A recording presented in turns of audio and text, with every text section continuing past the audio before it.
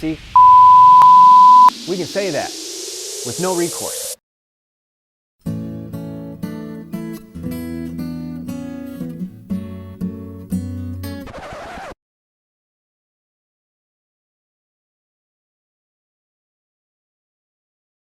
The SportsCenter is the best sound in all of sports. Strongly agree. Okay. First of all, it has stood the test of time. Yep. How many decades have we known that jingle?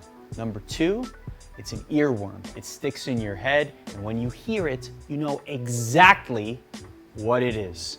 And it brings with you nostalgia, emotion, that happiness that you feel when you hear that. Da-na-na, da-na-na. Listen, not a lot of jingles have their own merch, so I can't disagree with you right there. The question was sound, not jingle. The jingle, 100% absolutely elite, first ballot Hall of Fame. Best sound in sport is the reason the da-na-na, da-na-na exists. The swish of the net, all right, the ping of the golf ball off a tee, the crack of the bat. All of those sounds that make up the reason SportsCenter exists are and is the best sounds in sports. So you're saying that this Yeah, is better yeah. than da-na-na, da-na-na. I'm gonna tell you right now, that's the worst golf shot I've ever heard in my life. So Terrible swing too. it's just terrible. So you're Da-na-na. SportsCenter and SportsCenter on Snapchat gives enough coverage of my favorite sport. Oh, strongly agree. I love talking hockey on Logan Paul Center. Elaborate. What's he up to? What is he up to Well, today? you can watch SportsCenter on Snapchat 7 days a week to find out. Strongly agree. I think the beauty of both programs is that as the host of either or, you do get your input. You do act as a bridge or the voice of the fans. So if there is something that you really think is important or that would appeal to, generally speaking, a mass grouping of fans, there's a strong likelihood that it'll get in the show that you're hosting. When I'm the host, it's just hockey and stuff that happens in Canada, man. Like, why don't we have more KBL in SportsCenter Snapchat is what I'm trying to figure out. Those guys are pure electricity. Are you pitching the KBL? This is my, this All is I'm it. seeing is Gary and Candy lately. This is me. This is me. This is us. Different network. I know more about sports than the average person. Strongly agree. You're just in it. It's sort of innate to you. A lot of stuff flies by the periphery that we might pick up here or there. You hear nugget this, you hear nugget that, but we are like truly entrenched, and we've been entrenched for so long. And this isn't like, oh yeah, stump the Schwab, stump the artist, stump the Streisky. But like, if it's something that you've been in for so long and it's consumed so much of your life, like you're just gonna know likely a little bit more. You're surrounded by it 24/7. It's your life. So of course you're gonna, by osmosis, collect more information as a result. When was the last time a Canadian team won the Stanley Cup? 1993. Who was it?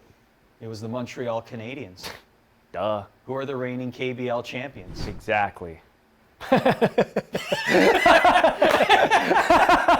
If people knew what my job truly entailed, they wouldn't want it. Somewhat agree.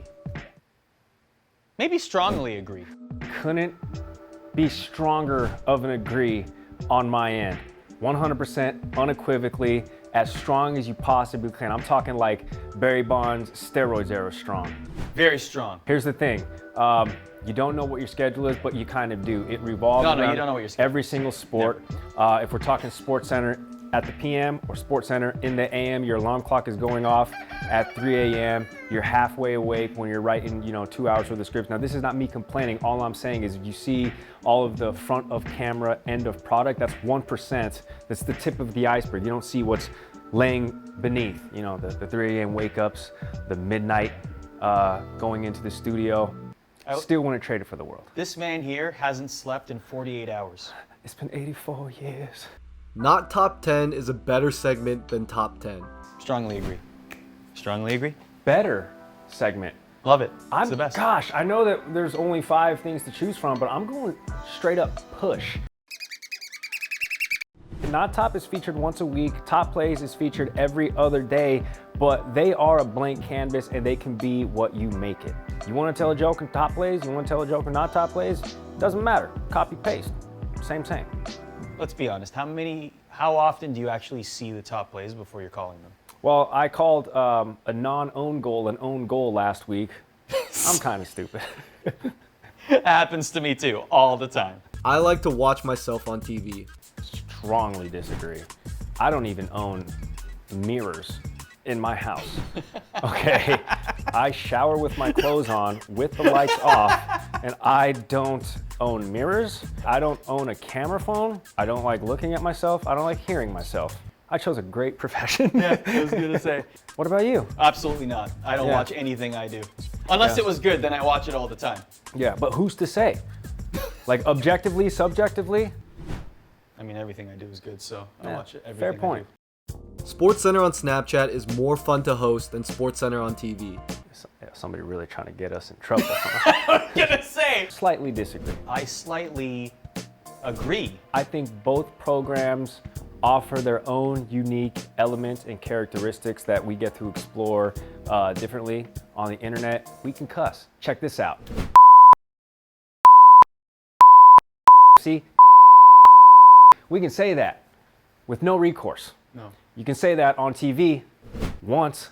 And then see you later. Puck. Ish. Hell. Damn. See? Bleep, bleep, bleep, bleep, bleep. I feel like the sandbox, to your point, is a little bit larger on SportsCenter Snapchat than it is on SportsCenter. Now that might have to do with the fact that SportsCenter is an American institution and has been around for 40 plus years. And SportsCenter Snapchat, it's still in its nascent stage in comparison. So I feel like perhaps there's a little bit more opportunity to make the jokes, like you said, on Snapchat as opposed to regular SportsCenter on television.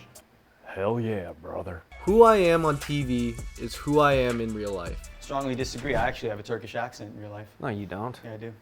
Yes, I do. This is correct. I very much do. Dude, I feel like Steven Seagal is gonna kick down one of these. Strongly agree. I think maybe one of the beauties of getting sort of like to a level like this and ESPN, like kind of a Grail network, is you have to sort of be authentic and you have to subscribe and you have to stay true to like what got you to a position that allowed you to separate yourself from maybe the dozens, hundreds, thousands of people that were fighting for that same position. And I think what allows you to stand out is individual characteristics. So yeah, I'm the same idiot on screen as I am off screen. And I oftentimes forget that when I'm out in public and I'm like, damn, is this person coming up to me to like tell me I'm the worst or tell me that like they kind of enjoy the program? There is no chance that anyone on earth could fake your personality. You have to be it in order to present it. I mean, that could be, I don't know if that's a compliment or not. SportsCenter will still exist in 50 years. 50, make it 100, make it 500, of course. Yeah, strongly agree. SportsCenter's gonna outlive us all. SportsCenter is one of the most synonymous names in all of sports. Michael Jordan, SportsCenter, Jeremy Lin, instant recognition. Somebody says SportsCenter, you know what they're talking about. Somebody says Daisuke Matsuzaka, you know exactly who they're talking about. Exactly. Mo Salah, you know exactly who they're talking about. Linsanity, SportsCenter. I already said Jeremy Lin, so kind of. Thanks for watching ESPN on YouTube. For live Young Hui Koo, instant recognition. LeBron James V, SportsCenter.